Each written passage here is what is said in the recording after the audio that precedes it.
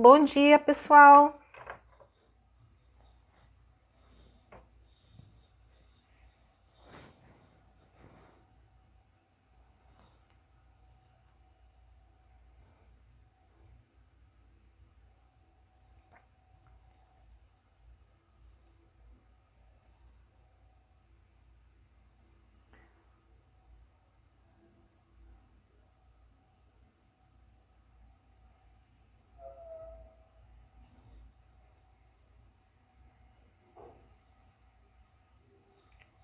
Olá, pessoal, tudo bem? Como é que vocês estão? Bom dia.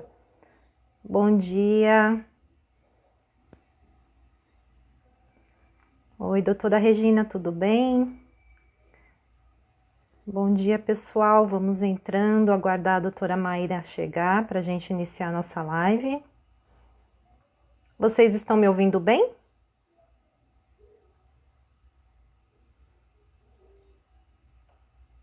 Se vocês puderem enviar a live também pelo aviãozinho para chamar mais pessoas para participarem com a gente. Vamos levar essa informação tão valiosa para mais pessoas, né? Bom dia, gente. Que bom que vocês estão aqui. Oi, Karina, bom dia.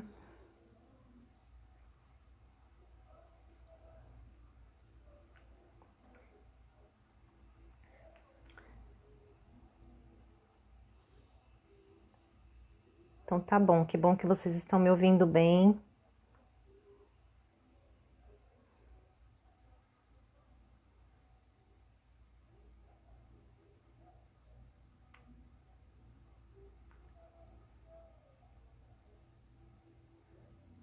Vou dar só mais uns minutinhos aqui.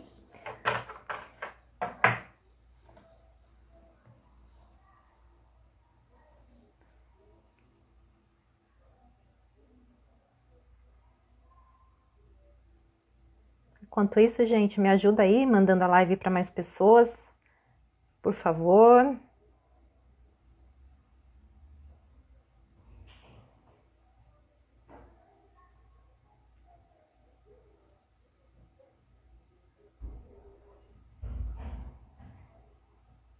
Bom, eu vou iniciando aqui até a doutora Maíra chegar.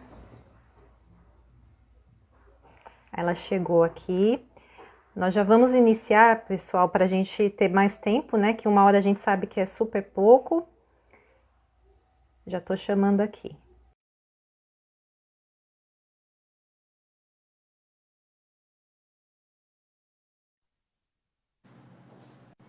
Oi, tudo bem? Tudo Bom bom, dia. Bárbara? Tudo jóia. Que prazer fazer uma live contigo. Que coisa boa. Prazer o meu. Faz tempo Eu que a gente não se vê, tô né? super feliz. Já faz quase 1 ano que a gente não se vê, né? Foi lá no evento Alimente, faz 10 meses. Pois é, já vai fazer. Então, tô super feliz, viu, por você ter aceitado o meu convite. Já fazia tempo que eu queria te convidar. Eu sei que os médicos são tão ocupados, ainda mais você que está envolvida com tantos projetos, tem filhos pequenos, né, como eu sei Pois como é, que é essa batalha. nem me fale. É uma vida, é um desafio, né? A gente conseguir tempo para conseguir fazer tantas coisas que a gente quer, né? Exatamente. Só E pulando refeição mesmo para dar tempo. só pulando refeição. A gente pula a nossa e prioriza a dos filhos, né? Exatamente. Bom, então, realmente eu quero te agradecer muito. Eu já te falei isso mais de uma vez, que desde o início do meu processo, né, em low carb, da minha caminhada, da minha jornada aqui, eu já comecei a te seguir, foi uma das primeiras referências na minha vida, que me ajudou demais, continua me ajudando no aprendizado, né?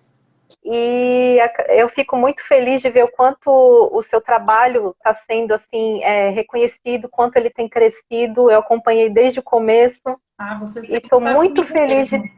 Eu que agradeço essa sua gentileza e agradeço a parceria, né? Porque você também é super importante no seu trabalho de ajudar as pessoas a tentar se virar no dia a dia para ter uma vida melhor, né? São essas pequenas mudanças do dia a dia que fazem muito mais diferença do que todo mundo tem essa imagem de que é só coisas grandiosas que vão transformar a minha vida. Não, é o dia a dia que se você conseguir mudar, que vai ter o maior impacto na vida.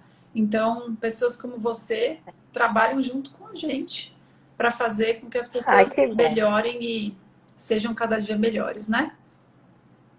Sim, nós somos um time. Eu fico muito feliz de Exatamente. fazer parte desse movimento também. Eu vou te pedir, em primeiro lugar, para se apresentar, né? Porque pode acontecer de ter alguém que ainda não conheça o seu trabalho. Então, eu queria que Certo. falasse um pouquinho sobre sua experiência. Então, eu sou médica anestesista, mas resolvi cuidar da vida das pessoas e conseguir resolver de verdade, não um de cada vez, um monte de cada vez. Então, eu descobri o jejum por acidente. Primeiro, eu comecei a cuidar da minha própria vida, resolver os meus problemas, as minhas dificuldades de emagrecimento, e me deparei com um mundo de aplicações terapêuticas para tanto a restrição de carboidrato quanto a aplicação dos protocolos de jejum para transformar a saúde metabólica das pessoas. Lembrando que, como é uma pandemia de verdade, a real pandemia que sofremos é a da obesidade, da resistência insulínica e da incidência de diabetes que não para de aumentar, diabetes tipo 2. Então, o que a gente tem de melhor a fazer é tentar transformar o estilo de vida para combater essa pandemia. E o jejum cabe aí como solução.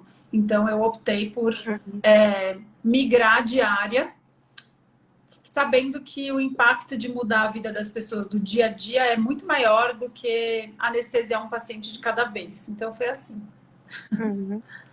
Na verdade, eu acho que pelo seu contato diário com tantos casos de cirurgias que poderiam ser evitadas, acaba tendo ainda um impacto maior nessa sua decisão, né? Sim, eu vejo, como eu trabalho no Porque SUS, é só paciente que perdeu a visão por causa do diabetes tipo 2, que infartou, que teve um AVC.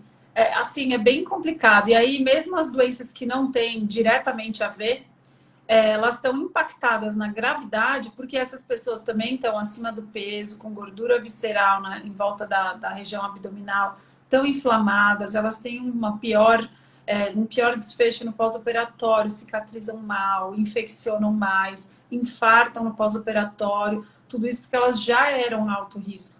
É a mesma coisa o coronavírus. uhum, A gente está vendo que as pessoas que estão metabolicamente doentes são as que se apresentam com os maiores casos de gravidade, porque o problema não é o vírus em si. O vírus não queria te matar. O problema é que a sua inflamação crônica te enfraquece tanto que, frente a um combate ao vírus, a sua inflamação sai do controle, faz aquela tempestade de citocinas e aí traz os casos de desfechos mais graves. Então, a gente realmente está falando aqui de tudo a mesma coisa. uhum, certo. É bem complicado, realmente está tudo tão envolvido, né? Uma pergunta que eu queria te fazer assim, a gente aqui está dentro do universo low carb, né? A gente sabe da sua prática do jejum intermitente com os pacientes, mas Ó, isso ainda é café, uma minoria. Olha, eu também estou aqui no meu jejum e com a minha aguinha. é isso aí. Vai até a hora que, né? Jejum já é rotina por aqui também. É isso aí. Mas Então, desculpa te interromper. imagina, dentro desse nosso universo, né, low carb, de jejum intermitente, a gente sabe que o médico que praticam, que atuam dentro desse universo são ainda uma minoria, né? Que poucos a gente encontra que ainda já estão trabalhando com essa abordagem para tratamento de doenças metabólicas, né? Para atuar diretamente ali nas questões de saúde dos seus pacientes.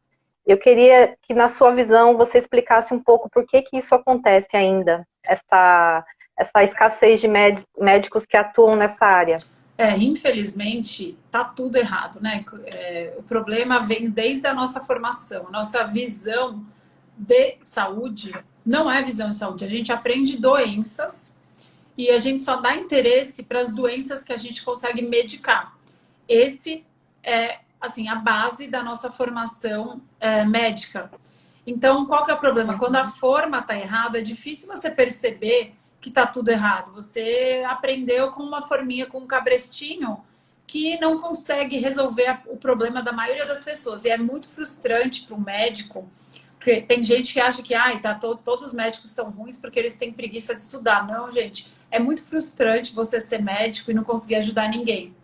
Todos os dias você atende uma pessoa que volta cada dia pior e você tem que aumentar mais remédio. Isso não é vida, nem para o médico e nem para o paciente. Mas nós médicos não aprendemos o que é saúde. E a gente não aprende a dar importância para nada que realmente transforme a sua saúde. A gente sabe disso por quê? Por causa da incidência de médicos doentes. Quantos colegas meus têm síndrome metabólica, têm doenças crônicas inflamatórias e têm um estilo de vida horrível, porque eles não aprenderam que o poder do estilo de vida é sim superior ao que dos medicamentos sozinhos. Então, o problema vem desde aí. Tá tudo errado mesmo. E aí, quem se salva hoje em dia são as pessoas que têm informação. Não é à toa que muitos médicos têm aprendido com os pacientes, porque os pacientes têm mais... É mais fácil para um paciente aprender um conceito novo do que um médico aprender um conceito novo, porque a gente aprendeu a perpetuação desse ciclo vicioso da doença e a gente não sabe sair dele. Então, realmente, assim, pode ver que os médicos que estão nessa área, ou eles sofreram algum trauma direto, ou eles sofreram algum trauma de familiares diretamente que não conseguiram resolver com a medicina horrorosa do jeito que ela está, focada em medicalização, e aí eles conseguiram abrir a cabeça para outras coisas. Então, realmente, esse é um processo que está inteiro errado. Sobre a indústria farmacêutica, tem muitos médicos brilhantes que estão envolvidos em estudos. A gente precisa desse tipo de médico cientista que desenvolve medicação. A gente não vive sem remédio. Tem muitos remédios que ajudam muito a gente e remédio tem que ser utilizado na hora certa. O problema não é esse. O problema é que esse tipo de médico que faz pesquisa não deveria também atender. Por quê? Porque não tem como você separar o interesse da indústria com o interesse de você como médico. É um assunto bem complexo esse. Mas, assim, é difícil, assim. Tem muitos fatores implicados e, obviamente, os estudos que mostram o poder do hábito de vida, eles não dão tanto dinheiro quanto um estudo que mostra a superioridade de uma medicação versus a outra. Aí a gente tem esse problema do viés de seleção. Por quê? Porque só estudo interessante, caro, quem tem dinheiro é a indústria farmacêutica. O que a indústria vai querer fazer? Fornecer um estudo que mostre que o jejum intermitente é superior para tratar triglicérides versus a medicação que trata triglicérides. Me diz, quem que vai financiar isso? Então a gente também precisa perder a inocência, né? Não é culpa do médico, né? Tem muita coisa por trás. Pelo que eu acompanhei da sua história, a sua situação também foi assim, né? Surgiu por conta de traumas de família e por questões pessoais também, de querer evitar as doenças, né? Entrar nesse universo aí de low carb, jejum intermitente, mudar de área de atuação. Eu nunca consegui emagrecer. Daí, né? Eu obedecia tudo que as nutricionistas me orientavam. Eu fazia bastante atividade física, eu fazia meia maratona, eu optava por corrida, porque eu achava que corrida queimava mais caloria do que fazer musculação. Eu fazia tudo errado. Eu tomava maltodestrina. Eu queria emagrecer, eu tomava açúcar do milho entre os treinos, porque essa é uma suplementação que, para um atleta de alta performance, até pode fazer sentido no contexto dele. Agora, para uma pessoa que quer emagrecer e está fazendo exercício físico, poxa, você não precisa de pré-treino nenhum. Então, eu já fiz tudo errado, eu seguia tudo errado, eu não conseguia resolver o meu problema. Eu tentei resolver o meu problema com low carb e eu comecei a aplicar em mim mesma e eu fiquei assustada de perceber quanto tempo da minha vida eu perdi fazendo a estratégia errada várias vezes seguidas. Porque esse mito das calorias, que você precisa fazer mais exercício, comer menos, e esse déficit vai te emagrecer, isso é uma teoria que não funciona na prática. Por quê? Porque quando você come menos calorias, você também gasta menos caloria. Então, o déficit que você acha que vai existir, de eu fiz 400 calorias a mais do que eu comi, então eu vou emagrecer 400. Se fosse fácil assim, não tinha nenhuma pessoa no mundo com sobrepeso, nenhum médico com sobrepeso, nenhum nutricionista estaria acima do peso. O problema é que essa conta não dá certo, e é isso que a gente aprende. E aí o paciente volta no consultório e não emagreceu, como eu voltava na nutricionista, eu olhava para ela, e sabe aquele olhar, aquele pensamento, eu falava assim, certeza que ela acha que eu fiz, que eu não obedeci nada do cardápio dela. Tô enganando a mulher. Não dava certo pra mim, gente. Tem gente que funciona a dieta hipocalórica, Tem, mas não é a maioria. A maioria do mundo está viciada Uhum. nesses alimentos que são fáceis, que estão aí em todo lugar. E a maioria das pessoas não consegue moderar, porque a gente foi orientado tudo errado, né? A gente foi orientado a comer um pouquinho em moderação de tudo que você quiser. O problema é que os alimentos não são iguais. Os alimentos processados, eles têm uma resposta no cérebro diferente dos alimentos direto da natureza que não são processados. Então, ninguém tem Uhum. compulsão por salmão e por brócolis. Já pega uma pizza, quantos pedaços você consegue comer? Pega um pedaço de bolo, você consegue comer quantos pedaços de bolo? Pega um pacote de bolacha, você, antes de comer, você Não acha tem um fim. pacote gigante. Você abriu a bolacha, cadê a bolacha? Você já comeu tudo. Vocês acham que isso Vai é que vai, né? fraqueza de caráter ou que é uma resposta cerebral que a gente não foi programado para lidar com esse tipo de alimento? Então, quando eu comecei a aplicar isso, para mim, eu me senti traída. Eu falei, gente, por que eu perdi tanto dinheiro da minha vida, tanto tempo da minha vida frustrada, repetindo a mesma estratégia que não dá certo? Então, a gente precisa, primeiro lugar, para começar a mudar, é entender que não dá para conseguir bons resultados repetindo a mesma coisa que não deu certo antes. Então a gente precisa primeiro Uhum. jogar fora esses conselhos horríveis que a gente recebeu, aquela pirâmide alimentar, ou você joga no lixo ou você vira ela de ponta cabeça. Porque os É, carboidratos bem por têm aí. que estar lá na ponta. E a gente tem que comer Uhum. carboidrato com moderação, e moderação eu não digo em quantidade, porque não adianta comer um pouquinho. Eles têm um efeito no seu cérebro que você não consegue lidar com isso, você não consegue diminuir a quantidade. Ai, coma um pedaço, um bis. Por que é impossível comer um só? Porque ele foi feito para não comer um só. Foi, Enquanto você não entender isso, foi você vai ficar achando desenvolvido que para você é isso. fraco. Exato. Então, tem muita desse conhecimento que a gente chama de novo, que não é novo. A sua bisavó sabia. Quer emagrecer, filha? Corta o pão, corta o bolo, corta o Uhum. açúcar, que você vai emagrecer, porque isso é o que engorda. E aí as pessoas ficam Pois é. insistindo na mesma tecla. Ah, isso é restritivo, isso é não sei o que. Gente, é a realidade. Antigamente, para fazer um bolo, só dava você ir atrás de farinha, açúcar era caro, fazia uma vez por semana, comia no domingo. Realmente, tua Uhum. avó fazia o bolo no domingo, você comia e não ficava gordo, não era todo mundo obeso. Mas hoje em dia, você compra o bolo pronto num saquinho, Pronto. mais barato às vezes do que comprar todos os ingredientes. Como que a gente vai lidar com isso? Primeiro precisa de Tá informação. tudo Enquanto o muito fácil. consumidor não começar a falar, nossa, olha esse bolinho, tem maltodestrina, açúcar, farinha, amido, como é que é? Outro tipo de amido que tem nesses Xarope de blocos. milho, Xarope né? de milho concentrado em açúcar, tem fubá, Gordura vegetal. gordura ruim. Então, Horrível. assim, a gente E desaprendeu a por gente dá quê? para os filhos, né? E ainda dá Exatamente. para os filhos, isso que é o pior. Isso é que é o Mas é bem pior. complicado mesmo. E essa situação é bem. É um trabalho de formiguinha, né? E mudando essa mentalidade, porque a gente está cercado por isso, e quando a gente começa a praticar, a gente começa a ser criticado por estar fazendo isso, É, mas tem que se manter firme, porque é o conhecimento que liberta e vamos aos poucos mudando, né? Ajudando a mudar essa mentalidade. E assim, agora o que eu queria te perguntar em relação ao jejum intermitente, né? Muitas pessoas procuram o jejum intermitente com a finalidade principal do emagrecimento. Claro, a gente sabe que o jejum, né, tem essa função também. Mas além disso, quais são os outros, né? Eu queria que falasse um pouquinho assim desse panorama aí do jejum. Quais são os outros benefícios que ele traz para a nossa saúde? então tá certo. O jejum, obviamente, é a estratégia mais conhecida para emagrecimento, porque se você ficar um período sem comer, é quase inadmissível que você não vai emagrecer, né? Então, esse princípio é bem conhecido já. E, além disso, a Uhum, aplicação do jejum é muito importante e sistêmica. O que a gente quer dizer com isso? O estado, a gente nasceu e evoluiu com essa alternância entre o estado alimentado e o estado em jejum. Isso é o natural. As pessoas uhum. acham que jejum é exótico, que é incrível, que é uma coisa nova.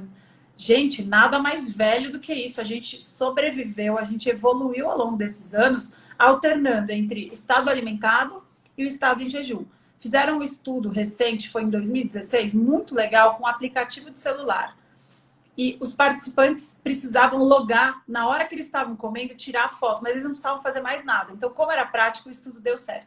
A pessoa só, como todo mundo anda com o celular 100% do tempo, muito boa essa metodologia. As pessoas tiravam foto cada vez que elas comiam. O que o estudo chegou em conclusão? Em média, o estado alimentado coincide com 100% do tempo que a pessoa está acordada. O período que elas se mantiveram em jejum foi só o período do sono. E o que isso resultou? Em média, as pessoas passam 16 horas por dia comendo. Então, o que significa isso? Se a gente for olhar esse resultado agora e comparar com o passado, significa que a gente aumentou o estado alimentado para muito mais da metade de um dia que tem 24 horas. Então, se a gente fosse pensar assim, o que é o mínimo possível de um jejum saudável para não deixar o seu corpo com um estado alimentado em excesso e falta de jejum? Seria dividir o dia no meio, você concorda? Então, nesse estudo, foi muito interessante porque ele mostrou que as pessoas passam 16 horas por dia comendo. Por quê? Porque elas acordam e entram no ciclo do carboidrato. Por quê? Porque elas são cercadas por esses alimentos que a gente estava falando. Esses alimentos que aumentam a fome, desregulam o nosso apetite e a gente não tem controle sobre eles. Então, você acorda cedo para trabalhar. Não para, não sai dessa roda do carboidrato. E aí, o que aconteceu com a vida moderna? As pessoas, cada dia tem mais estímulo à noite, tem mais coisa para fazer, mais trabalho. Todo mundo associou o trabalho normal com alguns trabalhos extras e ainda o trabalho de casa. Isso resultou num excesso de tempo acordado com deprivação de sono. Então, se você somar as informações, elas, enquanto estão acordadas, não param de comer por hábito e por estarem comendo o alimento errado. Lembra que eu falei que ninguém abusa de comida de verdade. Ninguém vai falar, nossa, perdi o controle. Comi 5,5 kg de carne. Ninguém consegue comer 5,5 kg de carne. Então, o problema não é o que quantas vezes você come só. O problema é que, com a facilidade desses alimentos processados, as pessoas passam o tempo inteiro acordadas, beliscando da coisa errada. E aí, isso é assim, o resumo qual é o problema do jejum. Então, a gente sempre existiu com a alternância entre o estado alimentado e o estado em jejum. Só que a vida moderna destruiu essa proporção equilibrada e a gente está sofrendo hoje em dia com esses excessos, com essa hiperalimentação. Então, muitas pessoas ficam preocupadas. Eu posso fazer jejum de 16 horas todos os dias? Meu amigo, na década de 70, as pessoas faziam, em média, 14 horas natural todos os dias. Ninguém morreu na década de 70. As pessoas eram magras. Você olhava a foto delas no cinema, tem um super clássico essa comparação, né? Você olhava a fila do cinema, do Star Wars, inauguração, era um monte de gente com a boca de sino, magrinho. Hoje em dia você olha não tem mais muito cinema, né? Hoje em dia tem Netflix, mas enfim, você olha lá no supermercado, todo mundo tá acima do peso, com a cintura aumentada, e poucos são magros. Então, essa proporção não tem como culpar a genética. Não dá para, em uma geração, ter tido tanta mutação assim. O problema são os hábitos. E é isso que o jejum é interessante. Eu gosto de usar esse exemplo simples. Quando tem uma colher entortada para um lado, fingir que essa colher está entortada, você precisa desentortar para o outro. Então, usando essa analogia com a obesidade, quando ela está entortada para um lado, você desentorta para o outro e volta ao normal. E aí, por que eu estou falando de tudo isso para falar dos outros benefícios do jejum? Porque nós sobrevivemos com esse equilíbrio. Quando a gente desequilibra para o excesso de estado alimentado, a gente deixa de fazer uma série de processos fundamentais para a nossa saúde que a gente só consegue fazer durante o jejum. E quando a gente priva o nosso corpo de deixar nesse estado de jejum, várias outras doenças começam a aparecer. Inflamação crônica é uma, a hiperinsulinemia, que é causa de uma série de doenças crônicas relacionadas tanto, por exemplo, diabetes tipo 3, é o Alzheimer que todo mundo conhece. Uma das vias para se chegar ao Alzheimer, a demência, é a resistência insulínica manifesta no cérebro. Excesso de insulina manifesta no seu fígado. Como que a gente vê a expressão dela? Gordura no fígado, diabetes. Excesso de insulina no seu pâncreas. Também, você começa a acumular gordura no pâncreas, as suas células beta param de funcionar apropriadamente e você fica resistente à insulina e diabético. Por que a gente sabe disso? porque a resistência insulínica se manifesta de várias formas ao longo do seu corpo. Então, doença cardíaca, por exemplo, é uma doença inflamatória, não é culpa só do colesterol que acumulou lá. Por que ele acumulou lá o LDL? Porque seus vasos estavam inflamados. Como que você inflamou os seus vasos? Comendo gordura ruim, com insulina alta. Então, o jejum, se a gente pensar como um balanço natural do estado de reforma e de tirar organelas doentes, tudo que você tirou o seu corpo do estado de manutenção, você fica só no hiperalimentado, produzindo, pode relacionar aos benefícios do jejum. Então, ele pode melhorar a sua memória, ele pode melhorar a sua disposição, porque a sua capacidade mitocondrial de produzir ATP melhora com o jejum. Então, você se sente mais disposto, sente que o seu raciocínio está melhor, sente que você tem mais energia sobrando. Então, até para déficit cognitivo, a gente pode aplicar o jejum. O que mais que a gente pode esperar do jejum? Dor crônica, reduzindo a inflamação das juntas, por exemplo, você pode ter uma resposta. O melhor nível de evidência que a gente tem para jejum é para artrite reumatoide. Tem ensaio clínico randomizado de artrite reumatoide, que jejum melhora a artrite reumatoide, porque jejum é uma estratégia anti-inflamatória. Até para asma, tem vários relatos da década de 60, de 40 da Rússia, de clínicas de asma, de tratamento de asma que faziam jejum prolongado. Por quê? Porque diminui a inflamação crônica, os seus mastócitos, todo o seu sistema imune se regula durante o jejum. A gente usa o jejum para tratamento adjuvante do câncer, de vários tipos de câncer. Então, assim, essa pergunta, nossa, mas por que o jejum resolve tanta coisa? Sozinho ele não resolve muita coisa, mas usando ele como uma arma, ele pode ajudar em muitas doenças. Por quê? Porque o jejum é um estado natural e a nossa vida moderna tirou essa equilíbrio entre o estado alimentado e o estado em jejum. Então é por isso que parece magia negra, mas não, é porque o jejum é fundamental e a gente tirou isso do homem. Então a gente precisa voltar. Eu achei importante essa sua observação que o jejum sozinho não faz mágica, né? Porque muitas pessoas usam o jejum para compensar uma vida com hábitos ruins, né? E não é esse o caso. Ela tem que associar uma alimentação saudável, baseada ali em comida de verdade, né? E aí esse ponto que eu queria falar agora também. O que é preciso, né? O que é importante saber para iniciar o jejum? Esse é um dos pontos, né? Queria que você comentasse um pouco a respeito. Como iniciar, qual é a melhor forma? O mais importante do jejum, na minha opinião, é que como ainda é visto como um tabu, algo exótico e perigoso, se você não entender que é uma estratégia segura, saudável e que está tentando buscar a sua própria capacidade de se regenerar, se você não entender que é algo seguro, você não vai conseguir começar, porque o primeiro efeito colateral que você tiver, que costuma ser desidratação, você vai falar, nossa, isso é muito perigoso. O que eu mais escuto é, eu não posso fazer jejum, eu tremo, eu passo mal e eu desmaio.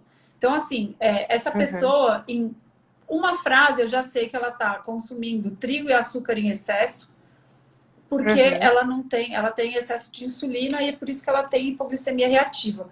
Então, assim, é importante que você entenda que o jejum é seguro e, lógico, se você usa medicações para diminuir o açúcar do seu sangue, se você é diabético, está usando medicação via oral ou insulina, você precisa de acompanhamento médico. Mesma coisa, a pressão alta. O jejum é tão poderoso para diminuir a sua insulina que ele tem uma ação diurética, de eliminar muita água e muito sal. Então, as pessoas que têm pressão alta e diabetes, elas precisam de um acompanhamento médico para fazer o segmento e o seu médico que vai julgar o quanto ele vai fazer. Tem paciente meu que eu aumento a dose do antihipertensivo no primeiro mês, porque as respostas são diferentes entre as pessoas. E cada um tem uma capacidade diferente de começar as estratégias de jejum. Então, o primeiro lugar é você ter segurança para começar a fazer o jejum. Lógico que eu estou falando aqui de protocolos longos. Agora, parar de comer lanchinho, você não precisa de um médico para parar de comer lanchinho. Você precisa entender que o ideal é você voltar para o passado. Finge que você tem o direito de falar com a sua bisavó por 30 minutos sobre alimentação. Ela vai saber mais do que a gente. O que ela fazia antigamente com os seus pais? Se os seus pais viessem antes do almoço pedir um lanchinho das 11 da manhã, sua bisavó ia dar um tapa na cabeça e ia falar, vai estragar o almoço, moleque. Espera para comer. Depois do almoço, até a hora do jantar, no máximo, um lanchinho no meio da tarde, mas assim, não era nem normal. E se tivesse perto do jantar, fosse beliscar alguma coisa, tomava outro tapa. E se fizesse manha na hora do jantar, com frescura de não querer comer, dava Vai comer 11 no horas outro da dia noite, só. não tinha dormir, mãe, tô com fome. Eu falo assim, moleque, vai dormir, da próxima vez aprende a comer direito.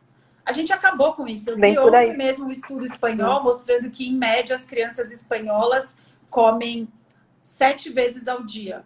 Poxa, é exatamente o que eu falei do outro estudo dos Estados Unidos. Então, assim, o mundo inteiro agora fica agradando e correndo atrás das crianças para encher elas de porcaria. E eu falo porcaria por quê? Porque você acha que uma mãe procura um filho no meio da tarde para dar um bifinho? Não, né? Fica procurando para dar biscoito de polvilho, biscoito maisena. Se a gente começar a entender que esse tipo de jejum é o primeiro e o mais saudável, para de dar lanche até para os seus filhos. Por quê? Porque eles vão comer melhor. O que você oferecer na Sim, hora do é jantar, eles fato. vão comer. Olha que incrível. Vai ter fome. Porque É esses fato. lanchinhos, as E a crianças gente têm muito mais controle de saciedade e apetite do que a gente. Então, quando você dá um lanchinho para uma criança, ela perde a fome. E ela come menos no almoço, dá coisa boa. E você tá dando aí estragou porcaria. a refeição. Exatamente. Estragou a refeição e ainda consumiu alguma coisa que não traz nada de benefício, né? Aqui eu espero sentir fome. Deu, né? Não tem lanchinho intermediário, né? É a hora de Exatamente. comer, a hora E da aí, refeição a e gente vai na volta para proteína e come bem. Exato, a gente volta para a primeira estratégia, porque se você não tiver segurança para pular lanche, você não vai conseguir fazer jejum, você vai achar que você vai morrer. Então, assim, a gente precisa mudar a nossa forma de pensar para depois começar a aplicar. E eu vou falar, jejum, a parte mais fácil é fazer. O difícil é a parte mental de você aceitar que não vai morrer Isso, pulando lanchinho. Então, eu, como é bem médica, por estou aí. aqui para falar. Quando você Primeiro aqui. pula uma refeição, você simplesmente não está usando a glicose dos alimentos e está usando a glicose do seu fígado, que está lá guardadinha e é muito fácil. Assim, ó, o seu corpo fala, ó, ela não comeu. Usa o seu estoque daí. Se você tem gordura em volta do seu abdômen, se a sua cintura está aumentada, mais de 80 ou 90 centímetros, você precisa fazer jejum, você precisa deixar o seu corpo usar o que você tem guardado aí em excesso, que está te adoecendo, e começar a mudar a sua saúde. E o que eu tô falando aqui, eu fico feliz em falar, por quê? Porque é de graça. Então não tem desculpa de falar, mas eu não tenho condições de. Você tem condições, todo mundo tem, porque o excesso de gordura em volta do abdômen significa que você está com excesso de estado alimentado. Você precisa de um pouco mais de jejum. Então, você tem segurança para fazer e é de graça. São duas coisas importantíssimas. A terceira, você precisa entender que durante o jejum você pode fazer o quê? Tomar água. Aliás, ó, água normal. Estamos aqui, ó. Água com Aqui também. gás e café. Pronto. É assim que faz jejum. Então é isso que você precisa para começar. Segurança, consciência de que o nosso estilo de vida moderno é prejudicial à saúde, consciência de que falar que você precisa de vários lanchinhos ao longo do dia é uma má prática. Eu pego pacientes com check-ups caríssimos que olharam o paciente do fio do cabelo, literalmente, até a unha do pé, com um monte de recomendações. O paciente recebe o diagnóstico de síndrome metabólica, hipertrigliceridemia, e tá lá escrito: coma várias refeições ao dia. Isso, ele gastou um dinheirão para ver o óbvio e ele não foi dado um bom conselho. Então aqui, hoje em dia, é legal. Por que o Instagram é legal? Porque a gente consegue falar para quem quer ouvir, ó, tem no momento 200 pessoas querendo ouvir, querendo melhorar a saúde. E o melhor de tudo, a solução não custa dinheiro, custa parar de gastar. Então, não tem desculpa, as pessoas podem ser saudáveis hoje em dia e tem muitas pessoas com muito acesso financeiro a tratamentos caros que não têm acesso à informação que a gente está dando aqui de graça. Então, isso transforma a saúde. Você saber que é simples, é fácil e você precisa jogar fora os péssimos conselhos que a gente vem recebendo nos últimos anos. Voltar para o passado é uma melhor escolha, porque no passado a gente não tinha pandemia de obesidade e diabetes. Então, a gente realmente precisa rever os nossos hábitos e os péssimos conselhos que a gente está recebendo sobre saúde. Verdade. Agora, uma questão importante, assim, qualquer pessoa pode realizar o jejum ou tem alguma contraindicação? A gente falou aqui das pessoas, algumas situações específicas de saúde que precisam de acompanhamento médico, né? Sim. Mas qualquer pessoa poderia fazer o jejum? Não. É importante saber que as pessoas com antecedente de distúrbios alimentares, principalmente anorexia, as pessoas anoréxicas, elas têm um distúrbio de autoimagem e elas não têm uma relação saudável com a comida. E muitas pessoas confundem pular refeições com sintomas de anorexia. É muito diferente, mas essas pessoas costumam também se identificar com o jejum. São casos totalmente diferentes e o jejum não é indicado para essas pessoas que já têm um distúrbio a ser tratado. Então, é contraindicado para transtornos alimentares, para pessoas que não têm massa magra o suficiente, o jejum é contraindicado, precisa de segmento. É possível fazer jejum sem emagrecer, mas aí você precisa de acompanhamento médico. Tem até uma publicação recente do Dr. Fung revertendo diabetes numa paciente de 50 anos que era magra. E ela conseguiu melhorar o diabetes dela com os protocolos de jejum, até alguns prolongados, mas você precisa fazer a dose certa de jejum. Então, não é para qualquer um. Se você não tem massa gorda sobrando e massa magra o suficiente, adequada para fazer jejum, você precisa de acompanhamento médico. Além disso... Para ajustar a dieta também, né? Para ter uma dieta adequada. Exato, porque tudo é uma questão de dose. A dose faz o veneno e a dose traz a solução. Então, realmente depende do quanto você precisa. E nesse caso, você precisa de um acompanhamento médico.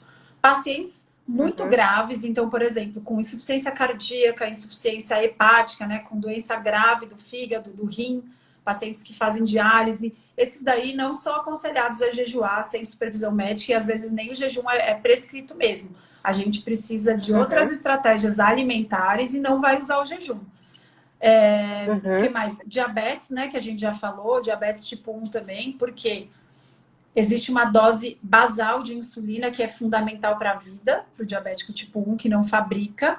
E essa dose precisa ser ajustada diariamente. Não dá para suspender a insulina, porque eu já vi muitos pacientes tipo 1 me procurando, falando, nos dias de jejum eu suspendo a insulina. Isso é risco de vida, é risco de cetoacidose diabética, então é sério.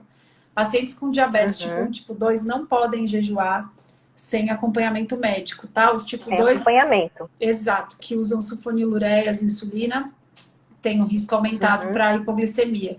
Hipoglicemia é fatal.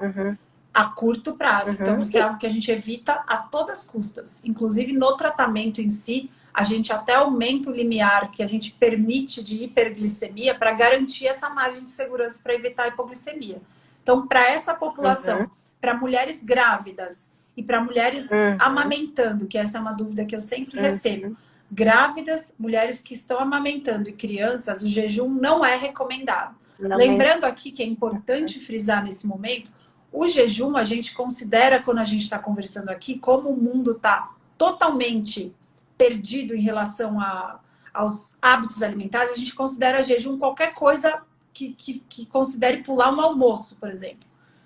Para essa população, crianças, mulheres grávidas e lactantes, pular uma refeição porque você fez boas escolhas na refeição anterior não é considerado jejum e não é considerado prejudicial. Então, quando seu filho pula o jantar porque dormiu, ele não vai morrer. Isso, se você for pensar com o mundo moderno, já é considerado jejum. Meu filho está em jejum, vou acordar ele de madrugada para comer. Então, pelo amor de Deus. Agora, sim, protocolos de jejum de modo sistemático, em que você vai pular refeições e ficar um belo tempo sem comer, perto de 24 horas, esses estão proscritos para mulheres que estão grávidas, para mulheres amamentando e para crianças.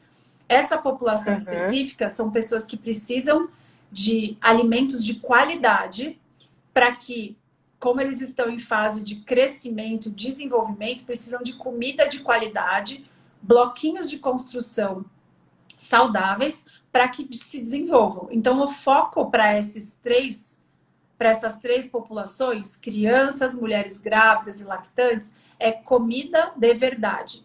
Comendo comida de verdade, naturalmente, você vai eliminar os lanches e esse é o único jejum permitido para essa faixa etária, para essa faixa de população que a gente está falando.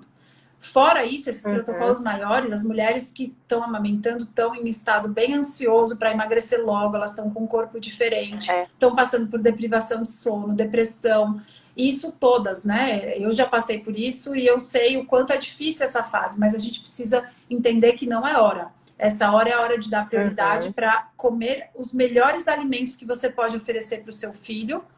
E depois do momento de amamentar, você pode entrar no jejum. E aí o jejum é sim uma estratégia fantástica para acelerar os resultados de uma dieta low carb, restrita em porcaria. Então não precisa nem ser low carb de verdade, dá para ser paleo, dá para evitar só comida processada, que você já está fazendo muito bem para o seu filho. Então essas populações precisam tomar cuidado com o jejum. Eu queria fazer uma pergunta sobre jejum prolongado agora.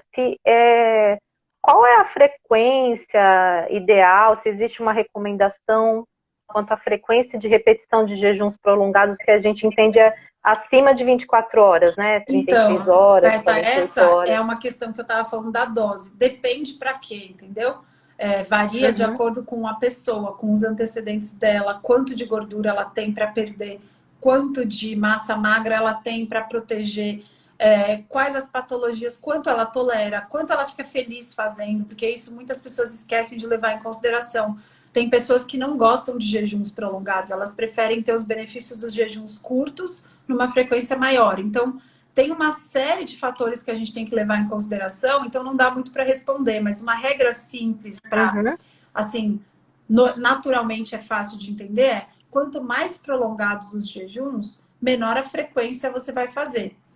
Então, isso por exemplo, então você quer fazer um jejum de 7 dias, dependendo da sua massa gorda e da sua massa magra, você vai ter que espaçar um montão de tempo, até repetir outro jejum de 5 dias, um jejum de 3 dias. Depende do quanto você tem para perder. Se você que está me assistindo aqui está bem obeso, está com uma cintura bem aumentada, bem maior do que 90 centímetros, se você tem acantose nigricans, se você é aquela marquinha nas dobrinhas do pescoço, escurecidas, se você tem resistência insulínica, você tem que fazer jejuns longos. Quanto mais de 24 horas você conseguir fazer, tá ótimo. Mas varia muito entre as pessoas e as medicações que elas usam.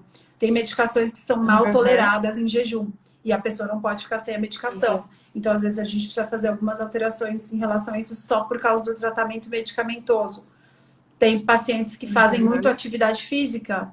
Então, assim, varia bastante. Lembrando só que a atividade física é, sim, super estimulada nos jejuns longos. Então, por exemplo, se você faz jejuns de 30 horas, é maravilhoso que você coloque uma musculação aí no meio do seu treinamento. Musculação é uma forma de estimular a lesão, a microlesão, microestiramento da sua musculatura, forçar os seus ossos e na realimentação você vai estar reconstruindo a sua massa magra, reconstruindo a sua massa óssea, e essa frequência sempre de usar o exercício físico associado ao jejum é uma forma fantástica de garantir a sua saúde, a sua massa magra. Lembrando que massa magra é muito importante para a nossa saúde. Massa magra está relacionado à longevidade. Quem tem baixa massa magra tem uma imunidade pior, tem uma longevidade, tem menos longevidade, ela vive menos e vive com menos qualidade, porque o músculo ele não serve só para proteger os seus ossos de fratura, ele serve também para proteger o seu sistema imune de inflamação. Ele serve também como um como é que chama aquele jogo? Eu sempre esqueço na hora de dar esse exemplo, mas ele é muito bom. É aquele videogame o Pac-Man, vocês lembram do Pac-Man? O Pac-Man comia aquelas bolinhas, né? Da década de 70, do videogame, década de 80. O Pac-Man é o seu músculo. Quando você come um carboidrato, então quando você está resistente à insulina, você é pouco tolerante a carboidrato. Então, cada vez que você come um carboidrato, às vezes mesmo comida de verdade, uma batata, você vai ter um excesso de glicose sobrando na sua circulação. E aí você precisa de insulina e precisa de muita insulina para diminuir todo esse açúcar que está circulante. Ter massa magra adequada é uma forma muito inteligente de usar mais essa glicose e liberar menos insulina. Então, o jejum associado ao exercício físico, principalmente de força, musculação, pilates, funcional, crossfit, todos esses exercícios que exigem da sua musculatura, são estratégias muito inteligentes para também melhorar a sua tolerância a carboidrato e diminuir a liberação de insulina, diminuir o cortisol também, que é o que faz a gente comer por estresse. Então, tem várias estratégias associadas ao jejum que transformam a sua saúde. É por isso que eu gosto também de falar que o jejum é um hábito angular. Quando a gente começa a mudar um aspecto da vida que funciona, que te deixa mais disposto, que te faz tomar decisões melhores e você vê resposta, você de repente se empolga para mudar várias outras coisas que fazem diferença na sua saúde, muito mais do que só o uso de medicação. Então, essa é uma estratégia Adota como interessante. estilo de vida. Exatamente. É o estilo de vida, né? Exatamente. Eu tenho algumas perguntas aqui, deixa eu ver. Perguntaram se pode amamentar em jejum, a gente já respondeu essa aqui, né? A doutora já respondeu. E aqui tem uma pergunta bacana. Vou colocar aí na tela. Como driblar a mente nos horários das principais refeições? Pergunta ótima. Essa é a principal, na verdade, né? A gente precisa entender que existem vários tipos de fome. Pulando refeição, eu garanto para você, como médica, que você não está com fome real. Não é aquela fome de faltar nutrientes. Quando você entende isso, você já começa a se estudar. Se você mudar o foco, ao invés de sofrer porque está com fome e se estudar, começa a se analisar. O autoconhecimento é o que faz a diferença aqui. Então você vai olhar e vai falar assim: o que eu tô com vontade de comer? É porque eu vi a fulana comer o bolo na minha frente? É porque eu senti o cheiro de uma picanha na chapa? Porque todos esses são estímulos reais que aumentam a nossa fome. Realmente a gente sente fome vendo foto do Instagram de uma comida boa, sentindo cheiro, vendo a pessoa comer. Tudo isso são estímulos. Então a gente precisa começar a separar por que você está com fome. Esse é o principal truque, porque aí você começa a entender, falar: ah, foi um estímulo visual. Eu estou aqui no trabalho e estão fazendo uma festinha com salgadinhos que estão cheirando a coxinha frita e bolo. Então, esse estímulo está acabando comigo. Daqui a pouco a minha força de vontade vai embora e eu vou comer tudo isso, que vai me dar fome e vai me tirar das minhas horas. O que é hora de fazer? É hora de sair. Inventa alguma coisa. Pega o seu celular e sai. Vai fazer outra coisa. Então, uma dos truques é, se o estímulo for visual, você vai sair desse estímulo. Outra dica que eu dou: para de seguir perfis de comida. Por exemplo, se o seu ponto fraco é açúcar, para de seguir perfis com foto de bolo. Você vai olhar isso aí na hora do jejum, você vai morrer de fome, é garantido. Mas a gente também precisa lembrar que o universo está cercado de comidas porcaria em todos os lugares que a gente vai. Eu recebi hoje a foto de um paciente que colocaram maquininha de porcaria, de comida de saquinho, no prédio, chegando em casa. Então, assim, tem em todos os lugares de verdade. Agora, até nas residências tem máquina de comida porcaria que dá para enfiar a moeda e tirar algum pacotinho que não estraga. Então, se você achar que você precisa tirar todos os estímulos da sua vida, não vai funcionar, porque você vai ter que aprender a conviver com ele. Tenta melhorar o máximo possível, mas a hora que vier a fome, você vai falar: putz, eu tô com fome porque eu vi o pacote do negócio que eu gosto de comer. Você vai ter que começar a se conhecer, vai falar: ah, é porque eu vi. Então sai daqui, vai se distrair. Se distrair e manter-se ocupado é a melhor dos conselhos. A notícia boa: todo mundo sofre de falta de tempo. Todo mundo fala que eu não tenho tempo para isso, eu não tenho tempo para aquilo. Bom, o jejum é uma oportunidade de você perceber que você tem tempo, sim. A hora que tiver com essas fomes que vem no meio do jejum, acha alguma coisa muito legal para fazer, para se distrair e sair desse estímulo aí. A fome vem em onda. Isso significa que ela não vai crescer infinitamente até você se sentir a pior pessoa do mundo e morrer de fome. Não, a fome vem em um estímulo e ele vai embora. Se você surfar esse estímulo, que é isso que o Dr. Fung fala de surfar fora da onda da fome, se você souber disso, você vai falar: ah, estou com fome agora, mas eu sei que a fome vem e vai embora. Se eu aprender a ignorar, vai ter passado e eu vou ficar ótima daqui 1 hora e eu ainda vou me sentir poderosa, super heroína de ter ignorado esse estímulo da fome. Então, sabendo que a fome vem em ondas e ela vai embora, começa a mudar o seu jeito de encarar ela. Você vai começar a achar interessante. Olha, que legal, eu tô com fome, mas eu sei que foi um estímulo que vai passar. Eu só preciso beber uma água, tomar um café, botar uma canela, tomar uma água com gás, espremer um limão e sair. Tudo isso aí você pode usar no jejum como ferramenta para surfar fora da onda da fome. E aí todo mundo fica perguntando se o limão quebra o jejum, tudo quebra o jejum. Pessoal, é uma questão de estratégia. Tem protocolos aí, europeus, russos, que até 200 calorias não quebra jejum. Se você não usar açúcar e trigo e carboidrato refinado, é uma ótima resposta. Remédio interfere no jejum? Olha, pessoal, se você tem que pensar que você está tomando remédio por algum motivo. Você não vai deixar de tomar o seu remédio porque você está de jejum, senão às vezes você não vai nem poder fazer jejum. Então, precisa usar o bom senso. Ai, o meu remédio tem sei lá quanto de amido numa cápsula desse tamanho. Pessoal, pelo amor de Deus, a gente precisa colocar o pé no lugar aqui. Você não vai perder os benefícios do jejum porque tinha na cápsula da sua medicação um pouquinho de amido, pelo amor de Deus, né? A gente precisa botar a cabeça no lugar e querer fazer o simples funciona. Para de comer. A comida que a gente não quer que você coma. A medicação, você toma a sua medicação que você deve estar tomando porque precisa, tá? Tô apanhando para tirar essa pergunta da tela aqui, não consigo.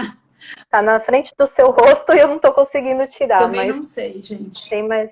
Não sei tirar. tô tentando aqui, mas eu não consigo tirar. A gente tá quase encerrando a live. Acho que melhorou. Agora apareceu melhor seu rosto aqui. Pessoal, a gente não sabe tirar a pergunta, tá? Tá tudo bem. Eu já arrumei. Alguém me dá uma dica aí, porque não tá saindo. Não sei se tá dando problema. Eu tô clicando e ela não sai. Isso. Vamos ver aqui. Tenho mais uma pergunta. Tenho várias, na verdade. Vou selecionar aqui. O remédio, já está aqui. Essa pergunta já foi respondida. Se remédio interfere na quebra do jejum, já foi respondida. Sobre a musculação em conjunto com o jejum, ela também já respondeu. Exemplos de síndrome metabólica, o que indica que a pessoa tem síndrome metabólica? Essa pergunta é ótima. Pergunta bacana também. Síndrome metabólica nada mais é do que a manifestação da resistência insulínica. Em cada órgão, ela se manifesta de um jeito diferente. Então, no seu fígado, esteatose hepática. Se você tem gordura no fígado, você não precisa de médico nenhum para te falar. Você tem resistência insulínica.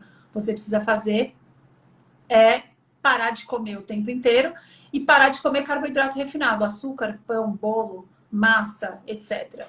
A acantose nigricans é uma manifestação da resistência insulínica, do excesso de insulina na sua pele. Então, escurece nas dobrinhas. Você também não precisa de médico para te falar que você tem. Se a sua cintura está aumentada, acúmulo de gordura visceral é uma manifestação da resistência insulínica. Você está com tanta insulina no corpo que você não para de acumular gordura na pior região que existe, que é a dos órgãos, em volta do seu fígado, do seu pâncreas. Isso é risco aumentadíssimo para diabetes. Você precisa fazer exame até para ver se você já não está diabético e não vai se beneficiar de medicações.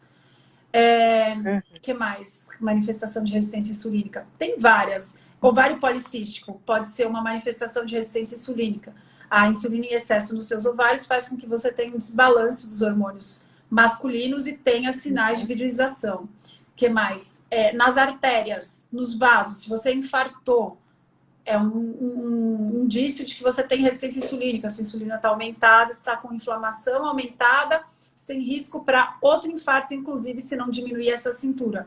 Então, cintura aumentada é muito melhor para te falar se você tem resistência insulínica do que o seu IMC.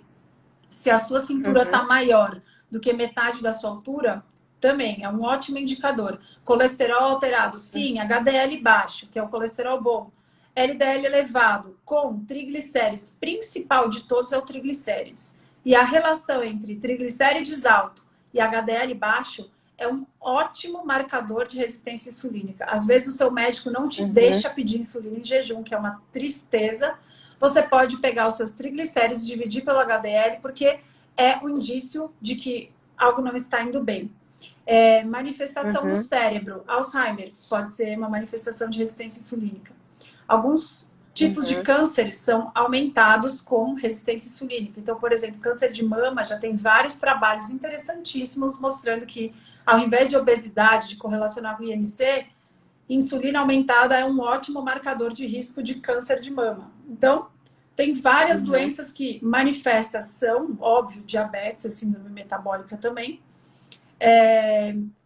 E tem as doenças que aumentam o risco com a resistência insulínica. E aí o câncer é uma delas. Alguns tipos de câncer. Queda de cabelo não Eu tenho uma pergunta que também é bastante comum. Se a prática do jejum, ela reduz o metabolismo, se ela faz com que o seu organismo compense esse período que ficou em jejum, né, tornando o seu metabolismo mais lento, né, como costumam dizer por aí. Fica mais difícil emagrecer. Comer causa pouca efeito caloria, rebote. a gente tem pouco tempo para eu responder isso, mas assim, de um jeito rápido. Bem rapidinho. Comer poucas calorias não é a mesma coisa que fazer jejum. Comer pouca caloria diminui a sua taxa metabólica basal. A gente tem estudo mostrando que se a gente der muita comida para um paciente comer, ele nem aguenta mais comer, mas ele é obrigado a comer para cumprir o estudo. O metabolismo dele aumenta, porque ele comeu demais e o seu corpo tem uma resposta de aumentar o metabolismo para metabolizar isso. Se você comer de menos, o seu corpo também vai diminuir sua taxa metabólica basal. Por isso que fazer essa dietinha hipocalórica com exercício não dá certa conta, porque o seu corpo gasta menos quando você come menos.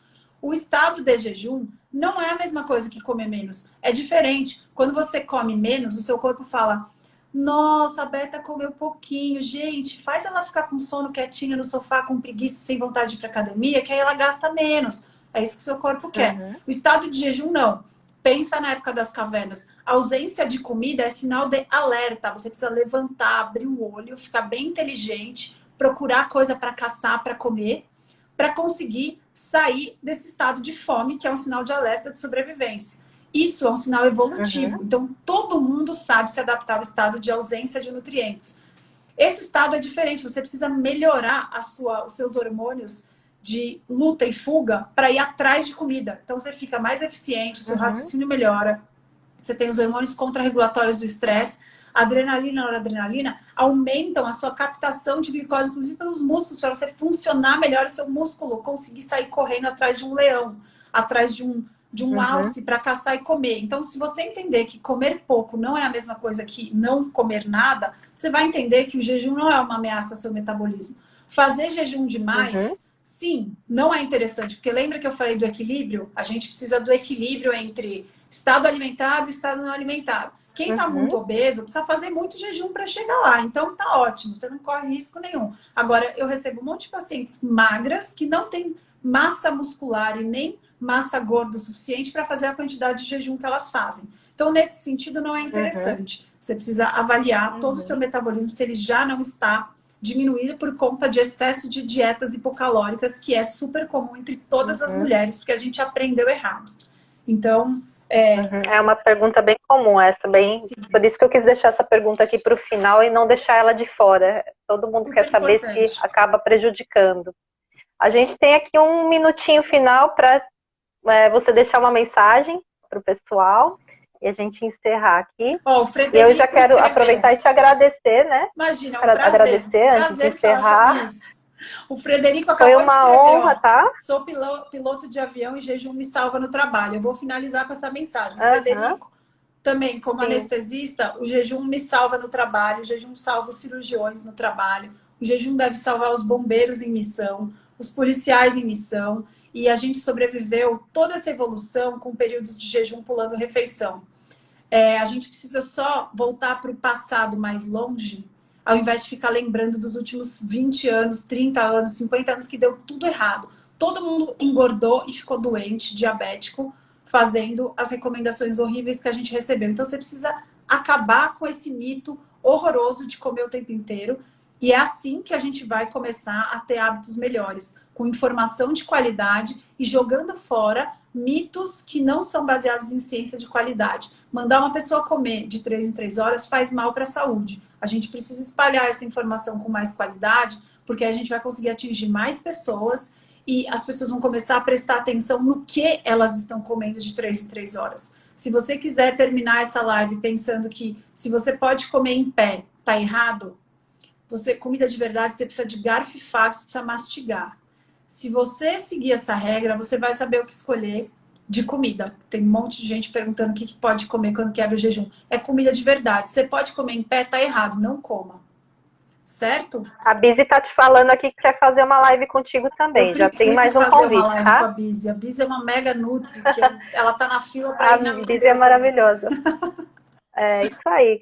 Então, vou te agradecer aqui muito pela sua participação, por ter aceitado o meu convite. Foi um privilégio, uma honra te ter aqui, trazendo essa mega aula maravilhosa. Vou deixar a live salva para quem não pôde assistir ao vivo, né? Muito obrigada, viu? Foi muito bacana, estou muito feliz por essa live. Roberta, foi um prazer. Obrigada pelo convite. Parabéns pelo seu trabalho. E a gente se fala e se Obrigada. vê em breve. Se Deus quiser, essa pandemia vai acabar logo. Eu acho que a gente se encontra no próximo evento que vai ser aqui em Floripa, né? Brasil Low Carb aqui em Floripa. Vamos ver quando acabar a pandemia. A gente Esse ano consegue. eu acho que eu não vou no Brasil Low Carb, mas a gente se encontra por aí, com certeza. Por aí, nos eventos da vida.